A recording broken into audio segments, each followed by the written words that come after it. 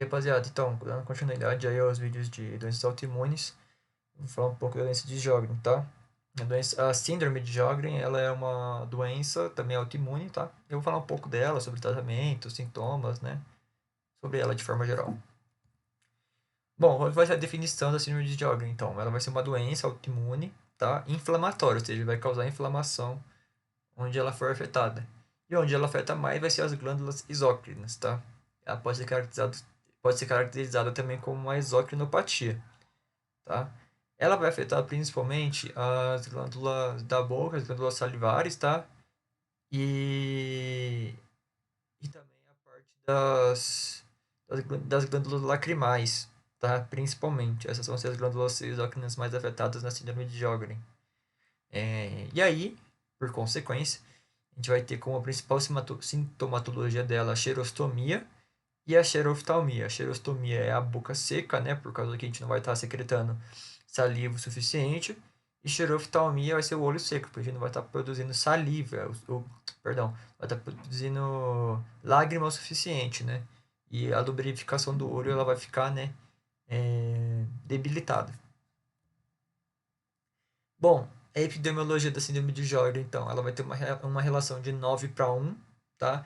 Ou seja, a cada 10 pessoas, 9 são mulheres e um é homem, tá? E normalmente ela vai afetar essas mulheres, né, principalmente, entre 40 e 50 anos de idade. Por quê?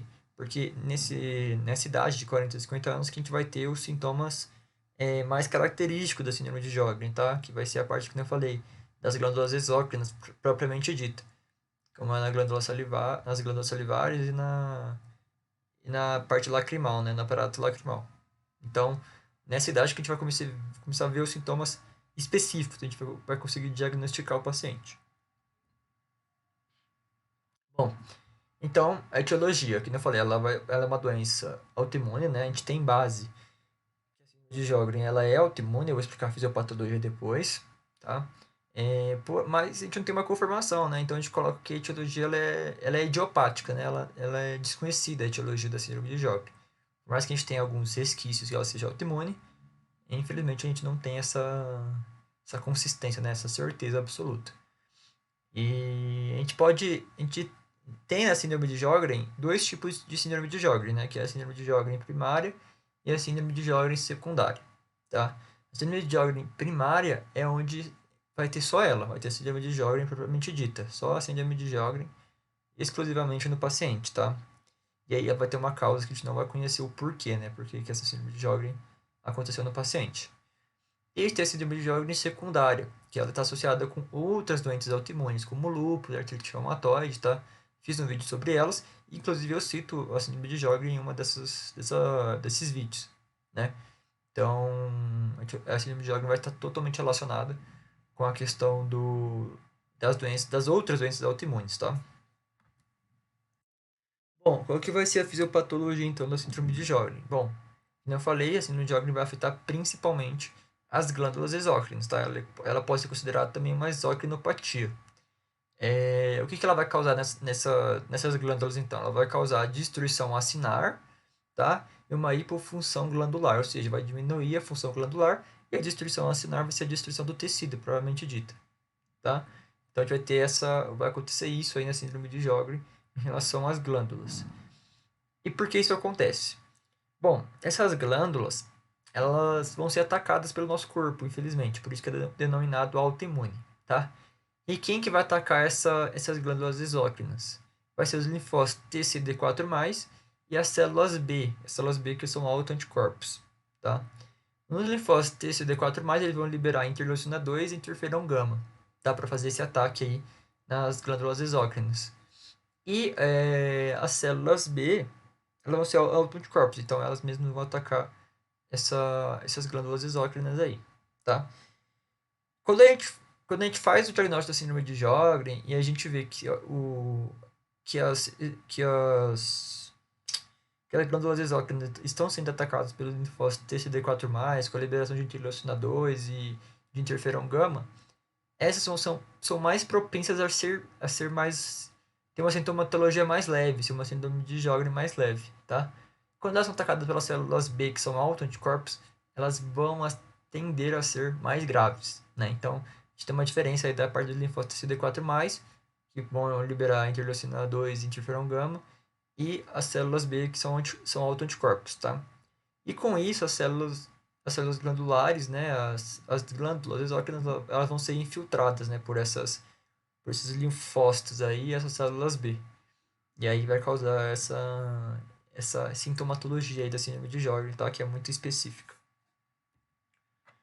Bom, quais são os fatores que influenciam? O hormonal, que está relacionado com as mulheres, então o estrógeno, né, que a mulher produz, então está relacionado, né? A gente tem essa, que nem a gente fala, na parte hormonal, sempre está mais associado com essas doenças autoimunes, né? A mulher, ela sempre normalmente, ela sempre tem uma maior incidência aí do que os homens.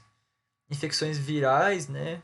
E genética. A genética também influencia, né? Se meu pai e minha mãe têm a síndrome de Sjögren, aumenta a chance de eu ter, né? Então, a genética também influencia bastante. E quando a gente fala de doença autoimune, a genética ela é muito presente, né?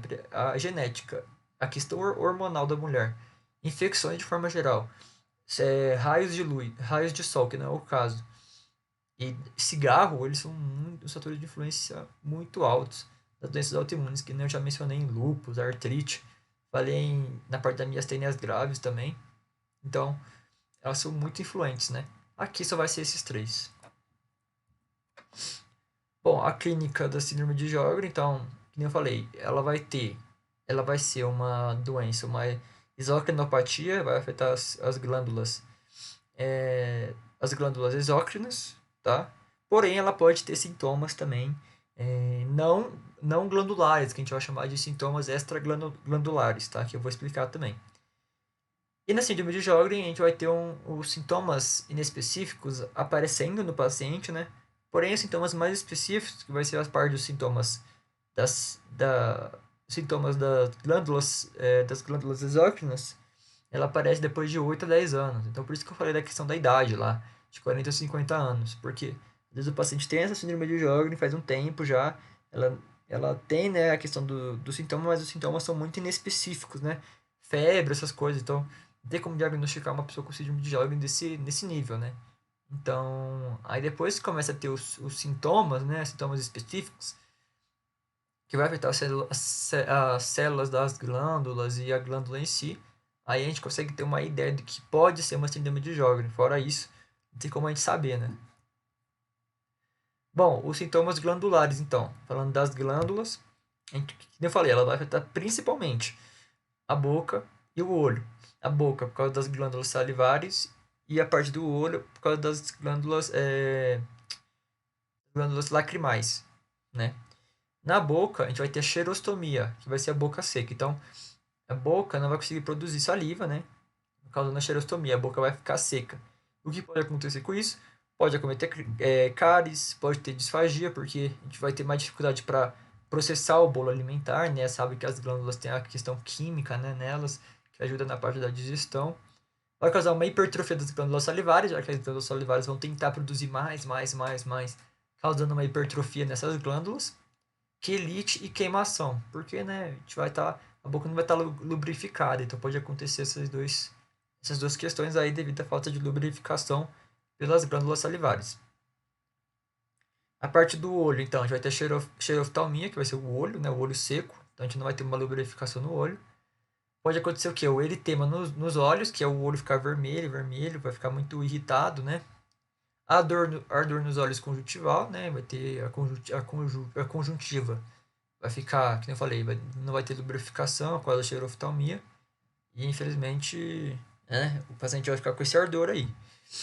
Fadiga ocular, a gente vai ter. A gente sabe que a parte da lágrima lubrifica os nossos olhos, então sempre consegue renovar, né? Essa questão do olhar, né? De conseguir não cansar tão rápido, né? Fotossensibilidade e queratoconjuntivite seca, né? São duas questões também oculares devido à falta de lágrima, né? Devido à falta de lubrificação aí no olho. No respiratório, a gente pode ter tosse, né? Já que a gente vai estar as glândulas, por exemplo, a parte mucosa, etc., vai estar influenciada, e inflamação na árvore traqueobronquial, tá? Digestivo, atrofia esofágica, gastrite. Coloquei gastrite esofágica, mas é gastrite atrófica, tá? Então a gente vai ter uma gastrite que vai o, a mucosa, né? A parte do estômago vai atrofiar, o esôfago vai atrofiar e a pancreatite, a gente pode ter uma pancreatite subaguda, porque a gente sabe que o pâncreas também é uma glândula exócrina, né? Então pode influenciar o pâncreas aí nesse sentido. Então, a gente vai ter a dispaneúria e o prurido. A dispaneúria é dor nas relações sexuais. Na mulher, por exemplo, a gente não vai ter uma lubrificação ideal na parte da vagina, então pode acontecer essa dispaneúria aí, que é a dor na relação sexual. E pruridos. Fora isso, pele e mucosa vão ficar secos, né? Quem sabe a gente tem as glândulas exócrinas aí, né? E as glândulas sudoríparas, né? Então, a gente não vai ter essa questão, a gente não vai ter essa pele e mucosa tão lubrificado, tão hidratado, né, quanto a gente espera. E a sintomas extraglandulares vai ser o quê? A artrite, artralgia, que é inflamação nas articulações e dor nas articulações. Síndrome de Raynaud, tá? Síndrome de Raynaud é uma cianose no corpo, então a gente vai ter a parte da... Eu falei sobre cianose também lá na parte de pneumologia, que vai ser a parte da questão da hipoperfusão, né? Então a gente vai, por exemplo, nos dedos, nas enfermidades, nas, nas extremidades inferiores, a gente vai ter problemas de irrigação, né? Então essa vai ser a cianose, né? Também chamada de síndrome de Raynaud. Linfadenopatias e os linfomas não de Hodgkin de células B tipo malte, tá? Eu vou falar sobre linfomas também, pretendo falar sobre linfomas em hematologia, né? Hematologia e dermatologia que eu tô fazendo nos vídeos lá. Então, pretendo fazer um vídeo sobre essas linfomas. E aí eu vou explicar um pouco da diferença dos linfomas de Hodgkin, de não de Hodgkin, enfim. Vou dar uma entrada mais sobre esses linfomas. Bom, aí o diagnóstico, a gente vai ver a sintomatologia, né? Que nem eu falei, a gente vai ver o sinal de ocular, se o paciente está tendo a lubrificação correta aí no olho. As glândulas salivares, se ela vai estar, a gente vai fazer a cialometria, a cialografia para ver como que está essa produção de saliva. Anticorpos, a gente vai ver, por exemplo, o ANA, que são os anticorpos antinucleares. Mencionei o ANA também lá na parte do lupus, né, que o lupus tem esse ataque aí nos anticorpos, tem essa produção de anticorpos antinucleares acima da média. E hipergamaglobulinemia, que a gente vai ver se vai ter anemia ou não o paciente com a síndrome de Sjögren, tá? E o prognóstico, no caso da síndrome de Sjögren primária, o prognóstico é bom, tá? Normalmente o paciente consegue viver, a gente faz os tratamentos, a gente consegue adaptar o paciente. Porém, nos casos de síndrome de Sjögren secundária, a gente vai depender da outra doença, né? Então, se a gente tem uma síndrome de Sjögren secundária, porém o paciente tem um lúpus extremamente avançado, já sistêmico, já muito ruim, esse paciente infelizmente vai ter um prognóstico mau, né? E o tratamento dos sintomas aí da síndrome de Sjögren, é o último, né? Então, na xerostomia, que é a boca seca, a gente vai ter a produção de saliva artificial, a gente vai fazer hidratação oral. A gente pode usar chiclete de caramelo sem açúcar, tá? Pro paciente, para ele conseguir desenvolver essa questão aí da lubrificação. E a gente vai pedir para ele ir ao odontologista, né? Ir ao dentista, porque com a parte da produção de saliva, né? A parte da produção de saliva menor, ele tem mais chances de ter cáries, né? Então é bom a gente indicar um dentista para ele. No caso do xeroftalmia, que é o olho seco, a gente vai produzir lágrimas artificiais, para o paciente evitar fumar, evitar remédios, né? Evitar remédios que prejudicam a parte do olho. A gente pode usar óculos de sol ou pilocarpina também, tá? No caso da sequidade vaginal, que eu falei que causa dispaneúria, a gente pode usar lubrificantes, e a gente vai falar para paciente, no caso, ir no ginecologista, né, para fazer essa avaliação, né, da questão da lubrificação genital. A hipertrofia das glândulas parótidas, que nem eu falei, as glândulas parótidas são as maiores glândulas salivares que nós tem. Então, a gente vai usar analgésicos em caso de dor, né, se o paciente vai sentindo dor por causa dessa hipertrofia. Antibióticos em caso das infecções. A gente vai aplicar o calor úmido no local para ver se a gente desincha, né, essa hipertrofia das glândulas, principalmente das parótidas. Artrite, a gente vai usar a hidroxicloroquina, né? Ele muda a questão da evolução da artrite, que nem eu falei no vídeo sobre sobre artrite reumatoide. E se tiver uma síndrome de Sjögren mais grave, a gente vai poder usar corticoides, né, que é o tratamento da dor aí melhor do que a parte dos analgésicos, e imunossupressores, né? Imunossupressor a gente vai fazer a supressão aí da questão das imunoglobulinas e da parte do sistema imune do paciente, tá? Então é isso, essa é a síndrome de Sjögren aí das doenças autoimunes.